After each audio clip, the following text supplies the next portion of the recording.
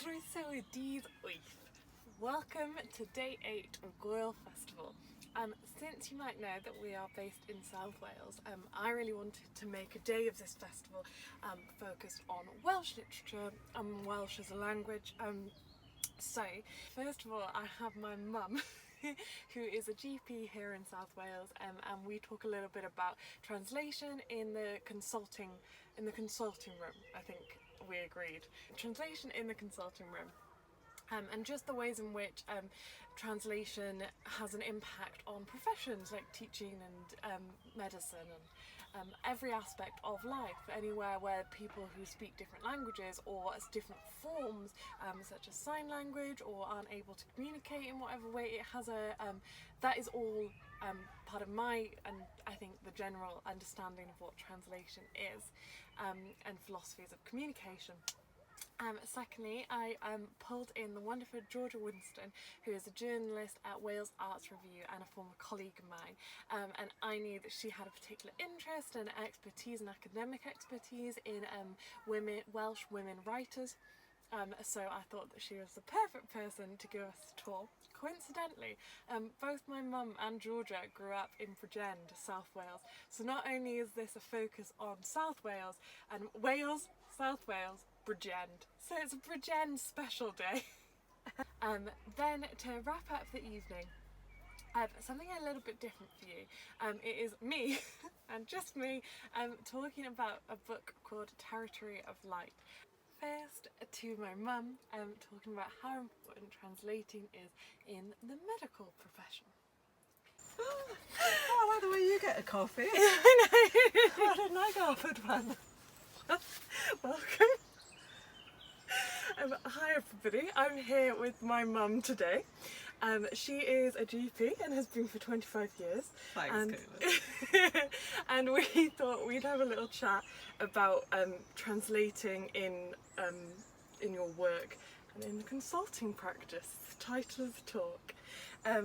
So first of all, where do you want to start? First of all, how did I get talked into this? Well, I thought about this a little bit, of course, having been put on the spot by my daughter. And there's two different aspects to it. One is the translation that comes from different languages and communication methods, and one is a translation of what are you really telling me? Yeah. Do they come in an order? Do you tend to find that essentially you have the language first and that you're getting to what is really being told to you later on in the interaction? Well, that's true in any yeah. consultation, so it doesn't matter the language translation issue if it's a different language from my language, which is obviously English. That doesn't matter. The process of the consultation, the goal is the same. We're in South Wales. Are there certain languages that pop up all the time? Like, how wide is the variety of languages? So more so than it used to be. I mean, we're not in a Welsh-speaking part of Wales, which is just as well because I have schoolgirl Welsh, and that was a really long time ago. So more than it used to be. It is more diverse. More people from the European Union, particularly Eastern European Union. And people amazingly speak English so quickly and so well, but of course inevitably you get times when the partner might not speak English, or when people first come over, of course they don't yet speak English to able to talk freely in English. So more than it used to be. How do you manage a situation where someone comes in and doesn't really speak English? Like, talk me through that a bit. Yeah, so often it might be we don't know till they arrive and you're in the room and your door is closed. And if it is the case that English isn't freely spoken for them, they've often brought a relative with them. Now that is not ideal in terms of consultations, because you don't know what the relative is translating your question as, and many is the time I've sat there and I've asked a question and there's questions going to and fro between of them, and then a simple answer will be yes or no, which doesn't seem to reflect the complexity of the conversation I've just heard. Yeah. So a relative translating is not ideal. It's not confidential, it's not freely given, you don't know what really has been said. So if it's planned and you know it, you can request language line, which is great, a great development. So it's a phone service. You have to book it, so they have to know you're coming, but so many languages are available. And you just have the phone on speakerphone and you ask your question to the phone, but probably trying to look at your patient. Slightly strange. And then, conversation goes on between the phone and the patient, and then your answer comes back from the phone and you. So it alters the dynamics of any consultation, as does any third person in the room alter the dynamics of a consultation. But that's much better because you get much better communication. Do you find that I don't know where to like next go, because it's such an interesting idea. Do you think that it has a negative obviously it has some impact on quality of care? What are the situations? Could language line be improved, and what are the situations not to? Obviously it's a great service that this even exists now, whereas it didn't used to, but what are the best case scenarios? So someone who's not a relative translating, best case would undoubtedly be an interpreter in the room with you. Yeah. Because phone takes away from the human aspect of a consultation. Something, I have to say, we've got to mention COVID, haven't we? That we're finding at the moment, having had to adapt to a lot of telephone consultations or video consultations. And although we're much more used to it now and have indeed done it for years, off and on and at our choosing and for certain scenarios, you lose that face-to-face human interaction, even if the third voice is not at all related to the other bits that are going on. How much of translation is not, because obviously there's all the stats about how much of communication is not words, 90% of body language. How much do you think, it's difficult because, a bit like Skype or Zoom conversations, there's a lag, isn't there? Yeah. So you're asking your question to the third person, who then gives it to the other person, and so when you're asking your question, normally you get immediate feedback, like you are right now, and I'm looking at you and you're nodding. Yeah. But if 2 minutes has gone by before that happens, it is slightly disjointed. But body language, absolutely important. Of course it is. And I have to say, so you asked about language line being improved. I've had some great consultations with sign language and sign language interpreter being in the room. And that totally opens up a consultation where someone can speak to you through someone else, whereas before we've not been able to communicate. So that's another aspect that's been there a long time. Is there... Again, it's something you have to book. Yeah. Is there a variety in the different types of things that people might be coming in for, and how they're impacted by translation and the need to translate, if that makes sense? So obviously if somebody is having a heart attack, like you don't, I guess hopefully they'd be calling 999, but has happened. It has happened. Yeah. It has happened. I suppose a lot of what we get that probably is often it's the woman in a partnership that doesn't speak as good as English, perhaps because she's come over more recently than her partner, and so her English is yet to catch up, with time spent in the country. So often is family issues, pregnancy, contraception, post-childbirth. I suppose that's inevitably what you see a little more of, because it tends to be younger people who move countries. Yeah, so more... Not your 50, 60-year-old who has the heart attack. Yeah, of course. And that brings with it inevitable difficulties, doesn't it? Because everything to do with contraception, even in English is going to be full of other sorts of conversations, isn't it? Right. Which are undoubtedly more difficult to have. Which are, yeah, exactly. Is there anything else you'd like to add? Are there any particular examples where you've had a really lovely experience, or have grown to know someone over the years, or? Yes, but I feel I can't give it away Yeah. because we live in a small town. but I'm always curious to know where people have come from, and often ask them about where they've come from, and that's part of just the curiosity of being a GP, which is wonderful. But adds to getting to know someone. I happen to know that you're quite into learning a bit of languages for places that you might go on holiday. Have you ever taken steps to learn a language, or change? And I know that I obviously know that you're not bilingual, but have you ever been able to do that? Sadly, I haven't. Clearly, often thought about it, and as I approach towards the end of my career, I'm thinking about it so I can travel and perhaps work in a different country. But life is too complex. So I haven't, is the answer to that. But I do enjoy. I forgot to mention Google, actually. Google Translate. I did mention. So that has been an incredibly useful tool sometimes.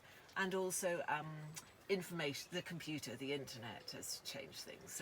So we can look up leaflets that are in the natural language of the person you want to give the information to. So that has been a tremendous development over the What did you used to do? Well, I mean, in Chepstow at least, I'm allowed to say Chepstow, you're allowed where I am. No, I filmed a used video to be down at Tinton, so you can. Didn't used to be such an issue. It's obviously existed in cities and urban areas for a lot longer. This language mix. We managed less well, I think, is the truth. Less information, less sure of what was getting through and what you were receiving. Yeah. Before you wrap up, you missed my other point, which was about the translation of what someone is telling you in the consulting room. And that quite simply boils down to listening. Yeah. So it doesn't matter what language or form of communication, it's listening. And that's one thing I've learned. Had long enough to learn it over. Thank you very much. Thank you. Do I get my flower now? Yeah, you can have a buttercup. Thanks, Mum. Thanks, Mum.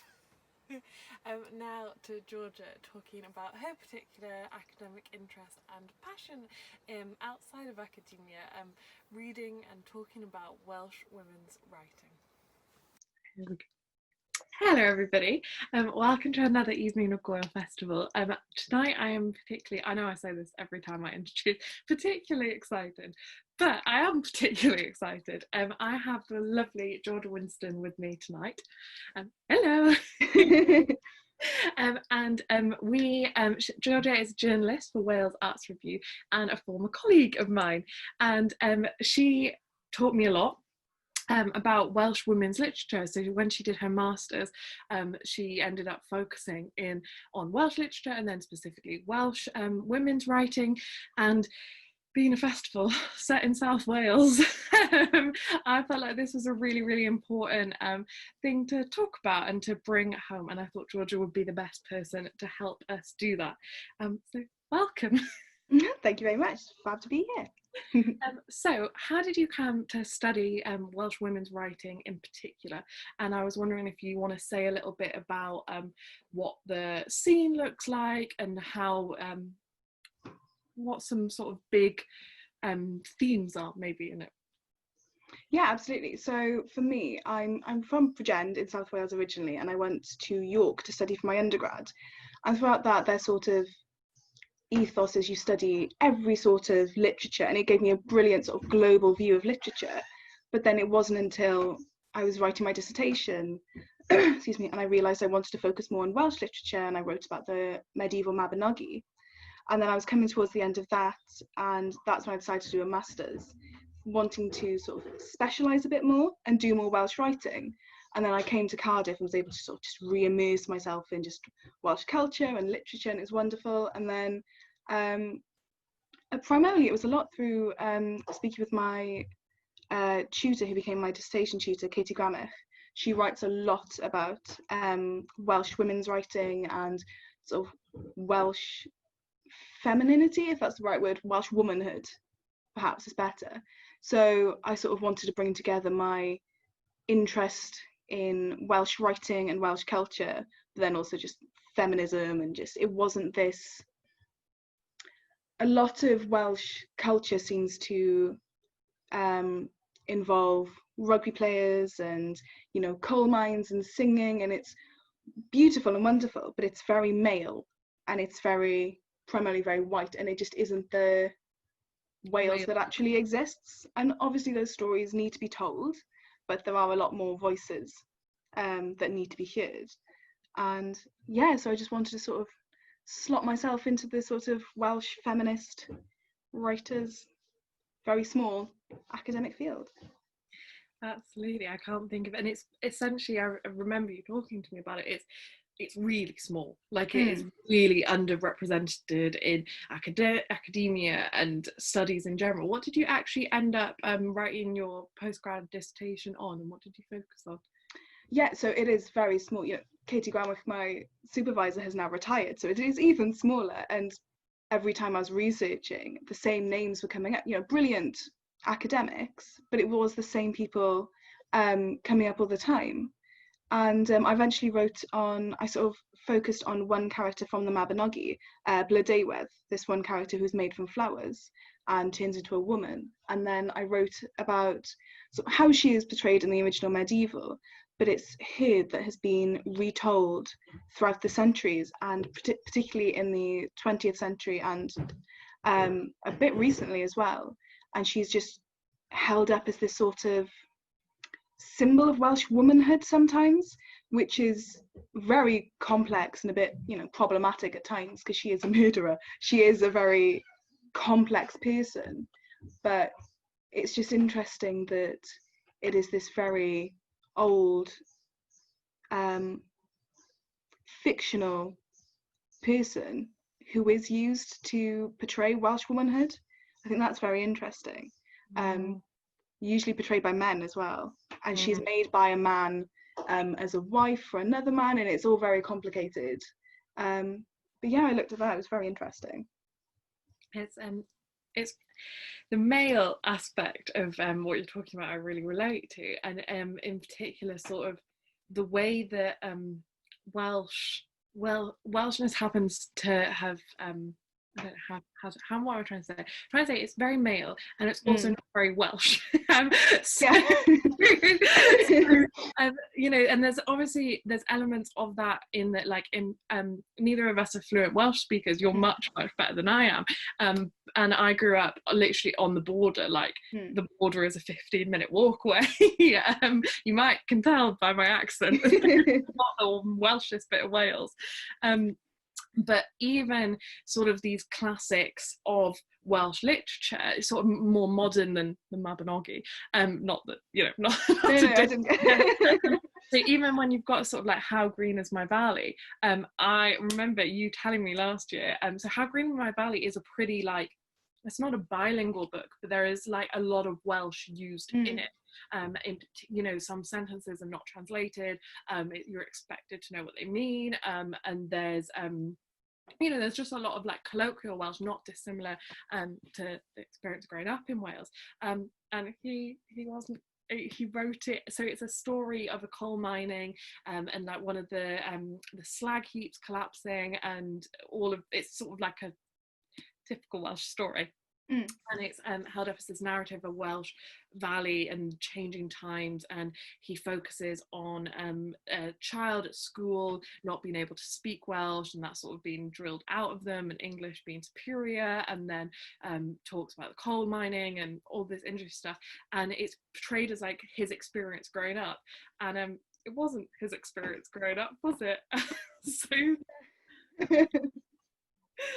I think that's really interesting because talked about it a lot at university, that the story isn't, because he was English and because it wasn't true, it doesn't completely undermine the themes and what he talks about. I will admit I've never actually read it, because I was told of the fraud.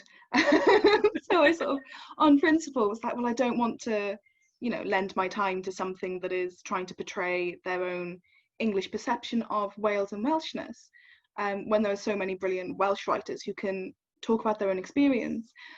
And it's not, from what I've heard, it is not inaccurate. I've had tutors tell me that it is a good book and it is well representative of some people's lives in Wales, but then it can't be ignored that it was, an Englishman of Welsh descent. His surname is Llewellyn, but it does sort of make you wonder about English perceptions of Wales as well, and how we're viewed outside of Wales. And that was something I found really interesting, moving from South Wales to York and living there for 3 years for my undergrad, that I suddenly became very aware of being Welsh and sort of perceptions of Wales from outside Wales. Obviously I knew about, sort of taught about the Welsh knot and all of these things to do with the Welsh language that are really important to Welsh history. But then talking to people, they would either have this perception that everyone in Wales spoke Welsh, and it was just all, everyone spoke Welsh, could barely speak English. And then I had some people say, well, I didn't think anyone ever really spoke Welsh. I was like, well, no, of course they did. Everyone spoke Welsh once. It's just the sort of the snippets of Welsh history that the English people that I met got. And it was just so interesting to see how people viewed Wales outside of the country. It's really fascinating. I entirely agree. Like, English people don't know anything about Wales. Like, genuinely know nothing. Because I was in Leeds, so we had similar. Oh, yeah, moving from South, isn't it? So yeah, funny. we had literally the same experience moving Yeah. from South Wales, and Bridgend isn't very far away. Family in No. Bridgend, and then moving to the north, nobody really, like, not like, obviously that's like extreme, but definitely I also, there are differences you don't realise growing up, because obviously, like, with devolution and with our schooling being different and with elements of that, and it's like we didn't have all the same reference points for schooling. My favourite story is, WJC, which is the Welsh exam board. Yeah. I had somebody at uni tell me that it was Wujek Kebab. I had the same. That's so funny. They were trying to say, no, it's a Welsh word. It's Wujek. I was like, no, it's not. It's really not. It's so funny. Oh, that's funny that we had that as well. Amazing. Anyway, let's move on to what we do want to focus then, and what we do want to focus on, and which is amplifying Welsh women's voices. So do you have any books that you'd like to talk about today with us? Yeah, absolutely. So the one I'd really like to focus on is Pigeon by Alice Conran. It came out in 2016. And it's really interesting because it's similar to what you were saying about How Green Was My Valley, that Alice Conran wrote it in English, but there were a lot of sentences and sort of snippets in Welsh, as the characters primarily do speak Welsh, and that's their first language. It's set in North Wales, sort of former industrial mining, slate mining town, and it's just really interesting because I read it at university first, and I was talking to another person in my seminar class who was English, and she was saying how, she didn't understand the Welsh part, she didn't understand so many of the references, and it was just one of the few times that I'd read something and I had understood the Welsh. I had understood, some of the references. Obviously the experiences of living in North Wales and South Wales were very different, but it was just so interesting to read something and think, oh, this is actually for me, this is for my experience. So often I'll read something, or you're watching something on TV and they mention Wales, and it's like, oh, Wales is mentioned, oh, it's like, this is really exciting. So to have something that was Welsh and specifically for a bilingual nation was really interesting. And the fact that it was so Alice Conran wrote it in English, though she is a Welsh speaker. It was translated by Sian Northy and into Welsh, which was apparently very difficult, obviously, because you've got a bilingual book how do you translate that into Welsh? It's very complicated, but it still has the same very interesting themes. It's a very dark book. It's very funny. It's very interesting. But yeah, they had the Welsh and the English published by Parthian Books on the same day, which had never been done before. And it was just so interesting to have this very, very bilingual book, which sort of very much suited how Wales is as a country. That's so interesting. It just does, doesn't it? Because it's not everybody in Wales speaks English as well. So you never, like, even in your most pure Welsh communities, it's not cut and dry, is it? No, exactly. Yeah, that's something, again, when I went to university, realising how I had to change the way I spoke. Because speaking to English people, I sort of didn't realise how often I generally used Welsh words. God. Yes, I had the same experience. It's so funny, and I just had to really think. It was so confusing because English is my first language, and I thought, but I'm speaking English. Why is this difficult? Why am I having to think this through? And then realising I actually speak sort of like a Wenglish sort of thing, because it's just all around you. You don't realise that you don't speak this sort of pure English, that you don't speak England's English, I suppose. Absolutely, you don't. Because I like, my Welsh is not very good at all, so like I've never, but the same feeling of sort of like just your sort of colloquial idioms, isn't it, that you would use, like ychydig or mae'n entwp. Exactly, it's all these little things. And the funniest for me was when I had to try and explain what an Eisteddfod was. I thought, I think you should look it up yourself. I'm not quite sure I can explain this. Sort of like, there's some druids and poetry and a big wooden chair, but it's so important. It's so important to Welsh culture. But I can't do it justice by just explaining, like describing what it is. So, yeah, it was strange. Do you have any other favourite Welsh women writers other than Alice Conran? Yeah, absolutely. Charlotte Williams, excellent. She's a professor of sociology, and she wrote Sugar and Slate, which came out a few years ago. And it's set in North Wales, which is definitely something that I do not, before I read these books, didn't really have much of a perception of the differences between South Wales and North Wales, because even as we talk about Wales not being portrayed that often, when it's very much always South Wales, and very much even just Cardiff. Yeah. It's sort of this one specific place, and that is an excellent book. She writes about growing up in North Wales with her white Welsh mother and her father, who was from Guyana. And then I was going to talk about Pidgin originally, and then talking about the language and the Wenglish made me think of, there's a bit in her novel in Sugar and Slate where she talks about, in her own home, they talk this mixture of English, Welsh and Guyanese Creole. So it's just all this language is so personal to each of these small pockets of Wales, and even just within one household you have your own specific language and different levels of Welsh and different levels of other languages that sort of all mix together. Absolutely. And I don't know how known it is outside of Wales, but it's a very important aspect. I interned at the Welsh Assembly for a bit, and it gets brought up every other day that there is no motorway between North and South Wales. Like, to drive from North to South Wales, it takes far longer than it should, and it is true, beautiful, absolutely stunning rolling hills and windy roads, but it's not a commute that's easy at all. No, exactly. Yeah, and it's, even if you want to get the train down, you've got to go miles into England and then back to, and it's just difficult to get around Wales. So you do have these sort of very, I don't want to say isolated or divided, but sort of people talk a lot about the north-south divide in England, but we definitely have similar sorts of divides between South Wales and West Wales and North Wales, and yeah, there's definitely these different types of Wales, I suppose. Absolutely. That there is no homogenous Welshness. A lesson that goes to almost any group, isn't it, in society? It's always homogenous from the outside and exactly. As soon as you get to the inside. Do you know of any Welsh publishers? Because I remember that we came across a few when we were working together last year, but I can't think of. I should have obviously done my research, but do you know of any off the top of my head?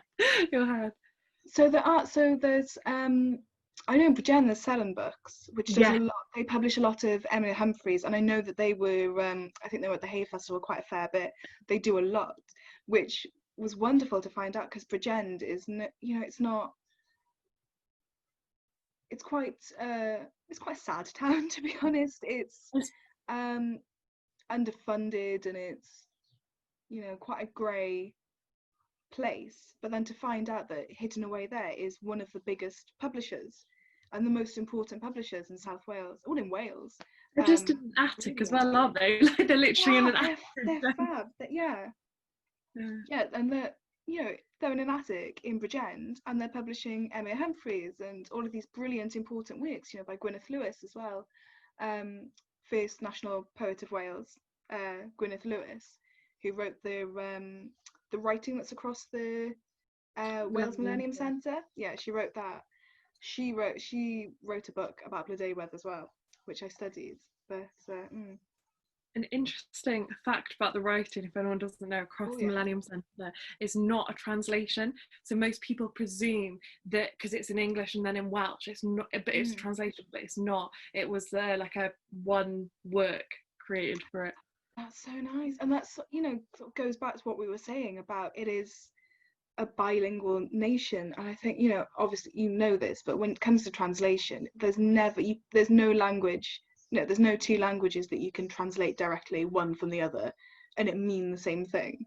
So you just lose sort of the nuance. And I think that's one of the things about, as I work towards being bilingual, understanding the differences in the way things are said and the way things are perceived in the world. There's the Mararid Hopwood, her Hay Festival, absolutely fantastic event, her Hay Festival event, where she talks about the sort of the differences in language and how in Welsh you don't say that you have something, it's with you, and it's just fascinating. I don't have the linguistic knowledge to get into that, but I did not know that, actually. That's a really good fact.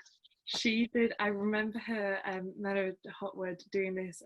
She had this book. Do you remember, like the book of? And she had like these white gloves, and she was amazing because she was just sort of like standing. She was like being so careful. I think it was like I don't know, an original text. But I remember she was getting lots of people from the festival to sign it, and was like treating it as a very sacred object. And it was quite an interesting practice. To sort of raise these questions of identity and what it means to be Welsh and English and all of these kinds of things. Absolutely, it was fascinating. But other publishers, there's Parthian Books, who did publish Pigeon, Honno as well. They publish specifically Welsh women's writing, and they're fab. They're sort of one. They're like, I've completely forgotten the Virago Classics. They're like them, that they specifically try and find Welsh writers who, new Welsh writers, but also Welsh female writers who have been forgotten or just, for various sexist and anti-Welsh, whatever reasons, just haven't had their works published as they should. So they're excellent. And that's, I think, Honno can't really translate the word exactly, but it's sort of, it references women. It's sort of the word this, but specifically for women. If that, I do not have the linguistic skills to explain that, but then that's another. It's quite nice having words that can't translate exactly and that mean something really to you, sort of like hiraeth and things like that. It's quite nice to have these words that just belong to your culture. Does that make sense? I couldn't agree more. Would you like to mention any other female writers, or is there anything else you'd like to add in particular that I might have missed out in my I'm just trying to think now. There's get my list. One moment. There is a wonderful, I believe, short story collection, That's Love, sorry, I don't have any of my books with me because I'm locked down elsewhere. I don't have any of my books with me, and I'm trying to do this. Found the name. Leonora Britta. She wrote Dat's Love, collection of short stories, and there's also Trezor Azzopardi. She wrote. She's a very Cardiff-based writer, and I believe it was In and Out of the Goldfish Bowl, which she wrote.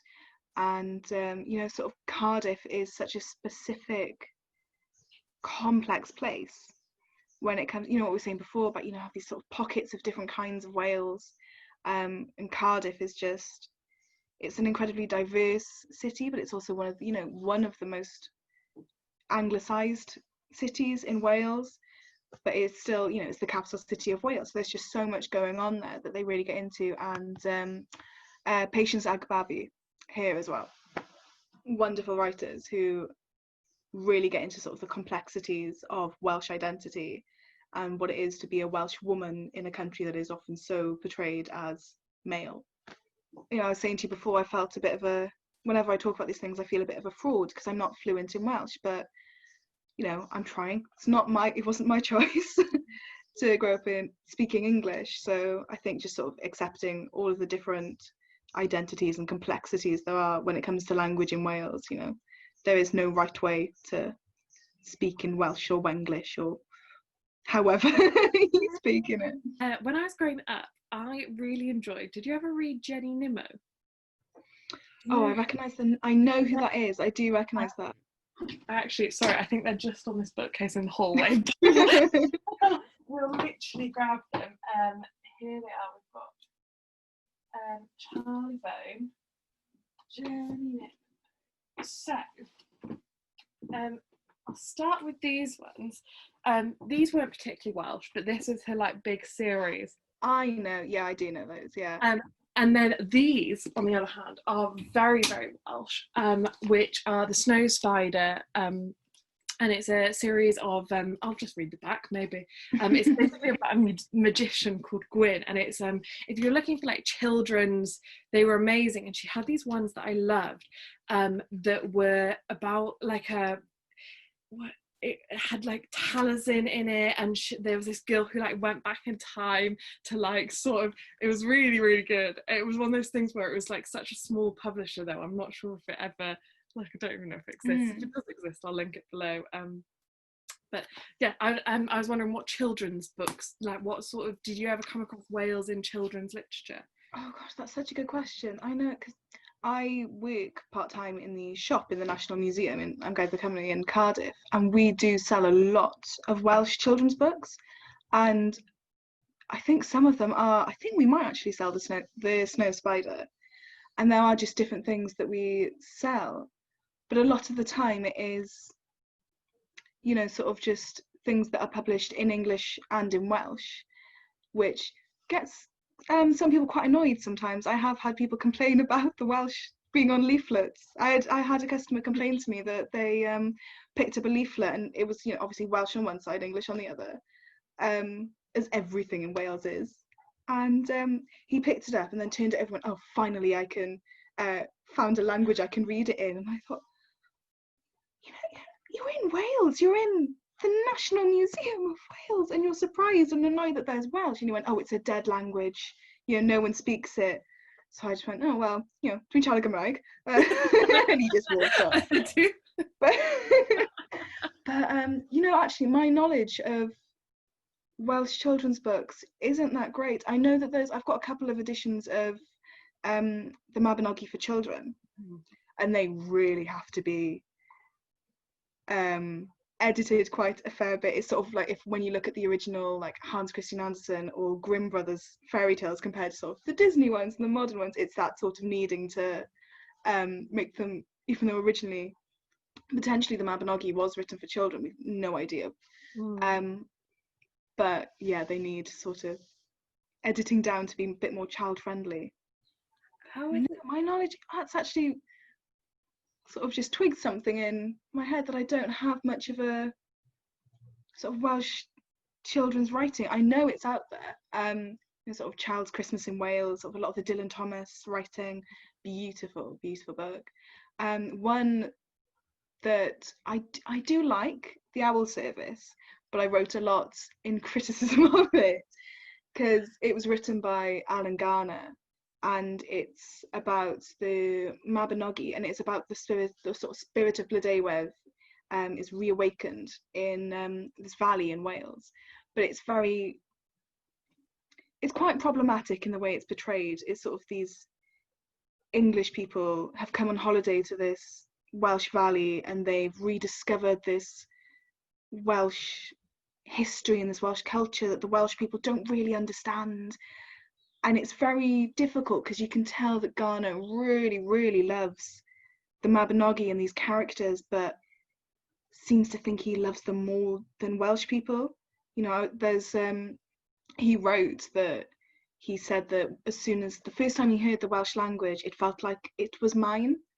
And I thought, oh, you know, there's a way of loving and appreciating something without, you know, appropriating it and taking it for your own, and sort of, yeah, it is a great book, but throughout it there are parts where you just think, you know, he wishes it were English, if that makes sense, that he just doesn't quite like the Welshness of this Welsh story.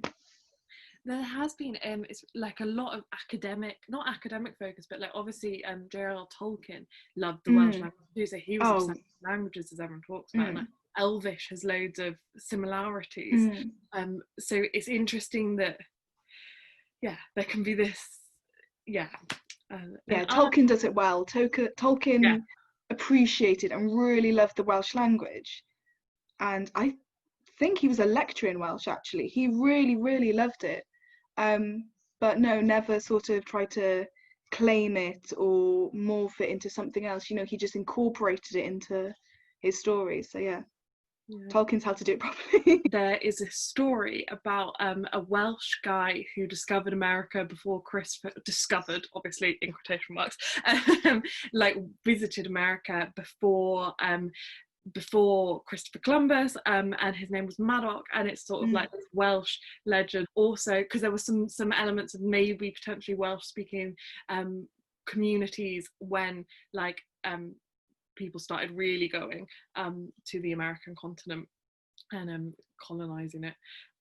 Also, if you didn't know, the only other place in the world that speaks Welsh is Patagonia, right at the southern tip of the South American continent, because Wales tried to colonize. Well, they were sort of told that it was going to be, you know, just basically a hot Wales, that the weather's going to be beautiful and there's going to be, you know, lush green rolling fields, and they got there and it was desert, you know. But they sort of I cannot for the life of me remember the tribe who lived there, but they really welcomed them and helped them and taught them how to plough the land and grow things there.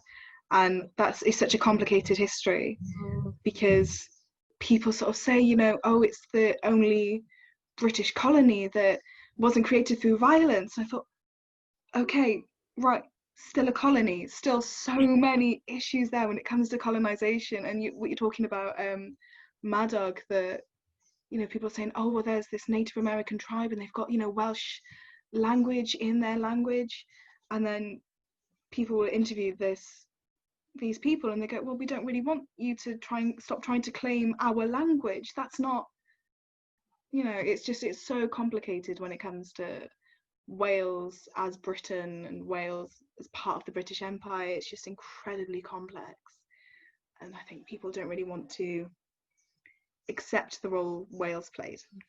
Often Wales can sort of say, well, we're a colony, we've been colonised by the English, and that we sort of see ourselves, like the country, as having faced injustice, but that really our role is, I would say that our role in harming and colonising other places is not something that we speak about as a culture, and should be much more prevalent in our understanding of our responsibility to the world. That's just reminded me of, I believe it was I can't remember the author, but there's a book, The Welsh Extremist, and the author talks about how when any Welsh person was part of, you know, the atrocities of the British Empire, that was them acting as British people, but not as Welsh people. And as Welsh people, they are an oppressed colony. And I thought, you can't wash your hands of things like that to try and, you know, assuage your guilt that you feel being part of, you know, being part of Britain. And it's just really interesting because a lot of names, Welsh surnames, are sort of littered throughout North America. And in Sugar and Slate by Charlotte Williams, she talks about going to Guyana and going to different countries in both Africa and in America and meeting these people with these Welsh surnames. And she sort of feels a connection from her, you know, her Welsh home to these countries. And then you sort of realise that actually the reason why these people have Welsh surnames is because of slavery and because of the roles that Welsh people played in slavery and were owning people who were enslaved, which, you know, it's just it's so complex, and there's no clear way to cut it. I think that people need to it's so difficult. People need to stop viewing Wales in one way, like what we were saying before. There is no homogenous Welsh identity, and that also is part of you can't just say that Wales wasn't involved in all of these horrific things. And it's actually a reflection of things we don't like other people saying about Wales. Like, we don't like people being like, you're a small country who doesn't matter. Like, these things might be true on a global scale, but, you know, like, we don't like, it's sort of it's something definitely that Wales has very strongly reacted against, sort of being like, no, like, we matter, our culture matters, our language matters, it doesn't matter that we're small, it doesn't matter.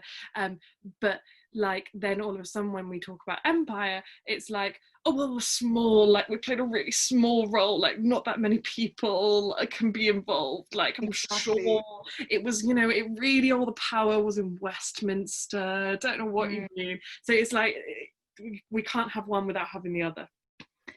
Exactly. I think it's still I was talking to someone recently about the race riots in Cardiff in 1919, where there's horrific, you know, people of colour being attacked and sort of hunted down because they might have been in relationships with white women, and then talking to someone about it and saying, yeah, but they weren't as bad as the race riots in England. You can't, that's not the point. That is just, you can't keep defending the role Wales played while still trying to, you know, establish this world, you know, Wales on the world stage. So yeah, it's incredibly complex and very frustrating. Yeah. And I think that's a good place to end it, because I think this is the conversation going forward, isn't it? Like, this absolutely. We want to be having ourselves, and want to be encouraging everyone to have with their friends and family. Absolutely. Yeah. So thank you again, John. Thank you so much to my mum and to Georgia for taking time out of their days to chat with me about translating. I hope that it's given you a bit of something different and something new, especially if you were unfamiliar with both of their topics today. And yeah, so to end the evening, if you so wanted, there is a little video of me talking about this book, Territory of Light, which I picked to talk about just because I think it is a beautiful short novella, and I think it is it's one of those books that has stayed with me, and the imagery is wonderful, and it just always gives me a little warm feeling when I read it. I don't have a sort of bigger aim for having picked this one in particular, but I love it, so why not? So if you want to hear me read some from Territory of Light, please stick around. Hello and welcome to the Fiction in Translation Festival. Tonight we're going to be talking about Yuko Tashima's book Territory of Light. This is actually one of my first and favourite chalkboards I did, because I don't know if you can see how well you can see the cover, but I never loved it. I don't know that there's that much to it. There is a child in the book, but there's no heart-shaped balloons, and this sort of bland cityscape film photo, it just doesn't do it justice. Not when city and place is so at the heart of her book. And there are many images that stay with you in this book, but in particular this one of the ocean rooftop, which I shall read later, is really wonderful. So the book is about a woman who is recently split up, in the process of getting divorced from her husband, and for the first time in her life is finding agents. It documents the year between her leaving her husband and her moving on, if you like, in some sense. She has a young child, and it's absolutely stunningly beautiful. So I'm going to begin with a little reading from one of my favourite. Once you got the door open, the apartment was filled with light at any hour of the day. The kitchen and dining area immediately inside had a red floor, which made the aura all the brighter. Entering from the dimness of the stairwell, you practically had to squint. "Oh, it's warm, it's pretty," my daughter, who was about to turn 3, gave a shout the first time she bathed in the room's light.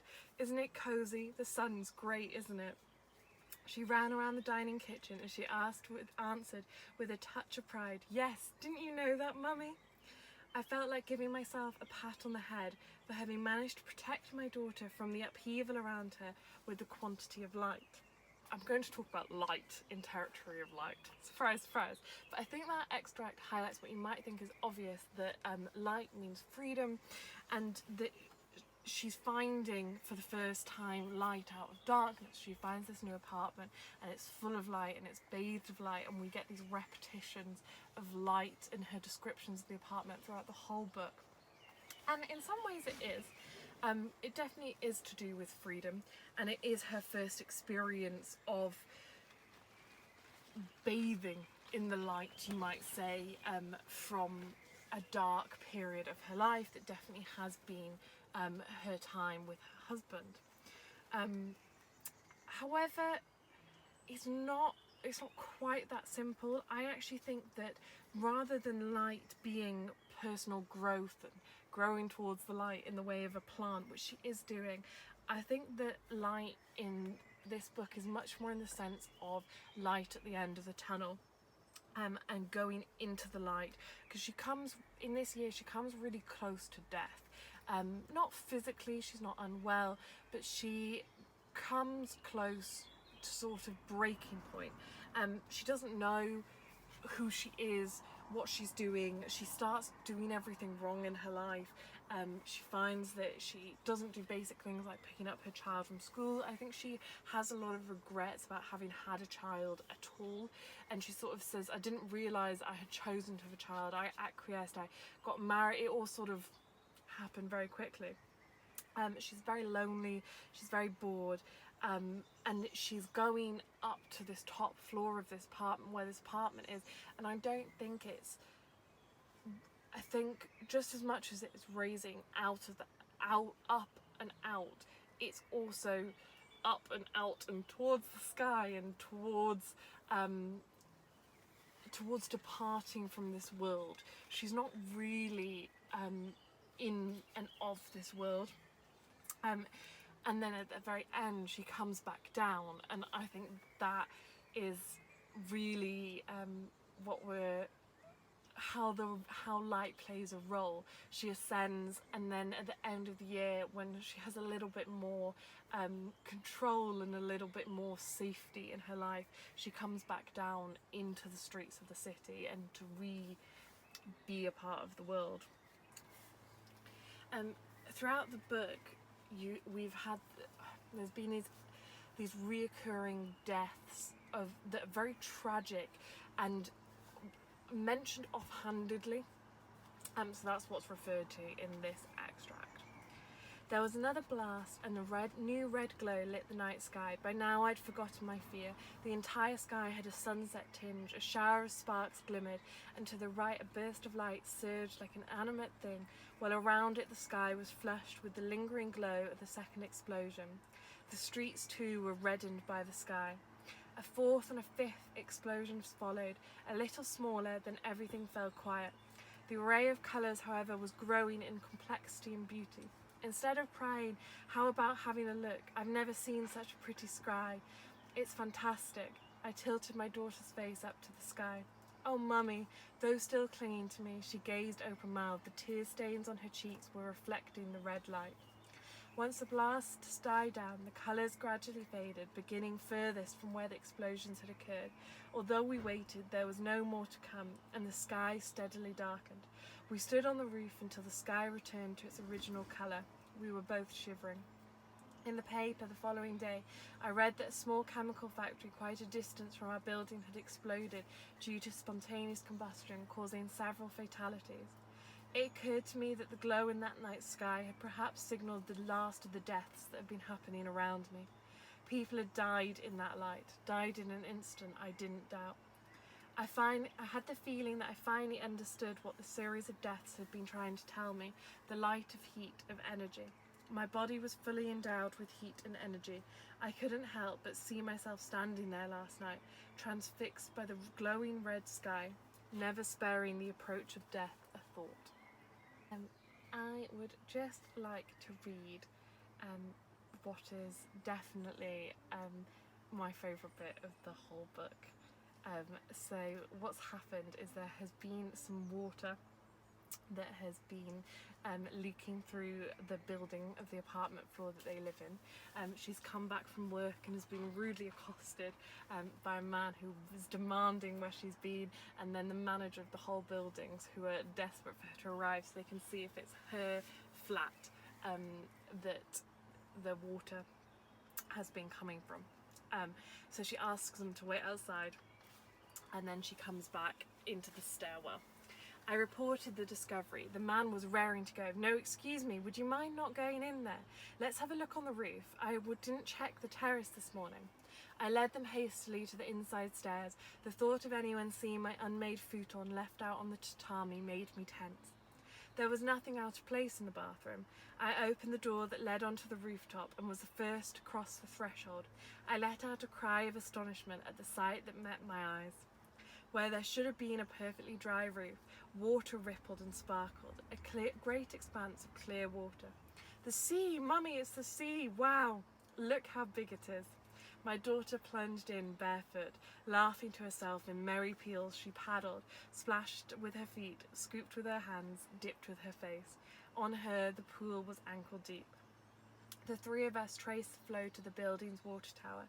Water was spurting from it in a mesmerising jet. "It arrives at the drain over there, and the overflow must have been seeping downwards," said the estate agent. "It must be getting through a little crack somewhere." But what a view! The man from the third floor, also awed, perhaps had completely regained his composure. Well, well, we can count ourselves lucky to have got off so lightly downstairs. "Look, your little girl is having the time of her life." My grandchildren loved to paddle too. The two men gazed at my daughter frolicking, their eyes lighting up with pleasure. "But you were directly underneath. Surely you heard something." At the agent's remark, I remembered for the first time the sound of water in the night, that gentle, distant sound, a sound that would be revisiting me in my waking hours. I felt a chill, as if I'd been caught off guard. "Now that you mention it, I did hear something. But then this morning, when I saw the sky so clear, somehow I didn't—" "Oh, really?" said the man from the third floor. "If you'd only dealt with it then, we could have repaired it right away." I bowed my head and apologised lamely. Having agreed that the repairmen would come first thing in the next day, the two went on their way. That night I took off my shoes and had a high old time in the rooftop sea with my daughter. Though there was no way it could be dangerous, it was a little unnerving to venture into the expanse of water, and the uneasiness gave me a thrill. We splashed each other and played tag till we ended up soaked. The air was chilly on wet skin. However warm the days might be, it was still only the beginning of May. She talks about ringing her husband and reflects on that for a little bit.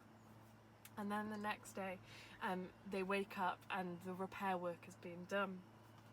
The next morning, the repair work was over in no time. The rooftop was emptied of its transparent water before our eyes. My daughter spoke for me when she told the repairman indignantly, "Don't stop the water. Meanies, I hate you." 2 days later, A Sunday, the roof was mended, a job that took all day. In the evening, on learning the work was finished, I went up for a look. We'd been warned to keep off the surface until it was completely dry, as I reminded my daughter repeatedly on the way up the stairs.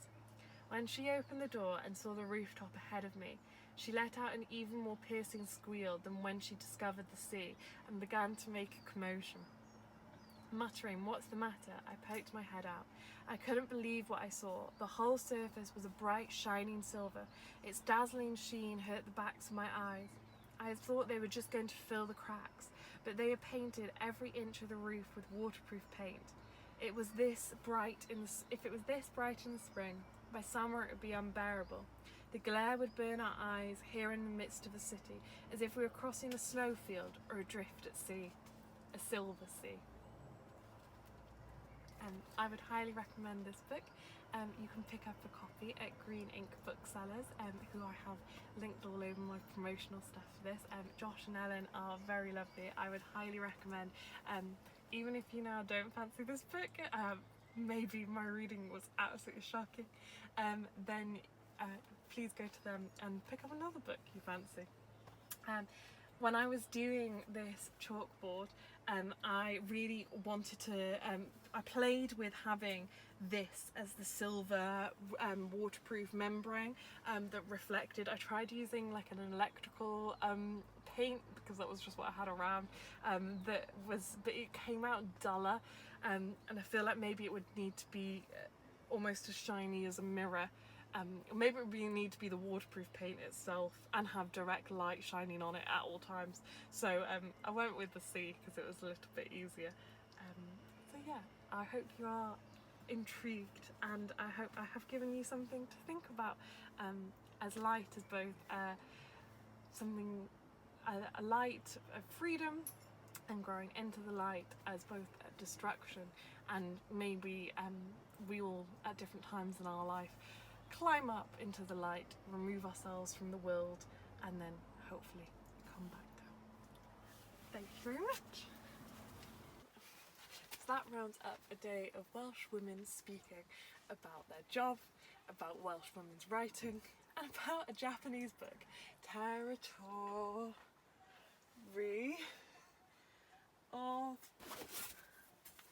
Light. Tomorrow is our last day of Gŵyl Festival. It has come so quickly and also so long at the same time. So tomorrow we have the wonderful Jinran with like an extra extended talk on her works in translation, and she talks about lots. She is an incredible woman and an inspiration to me. So much of an inspiration, I did her 3 different chalkboards. There's one.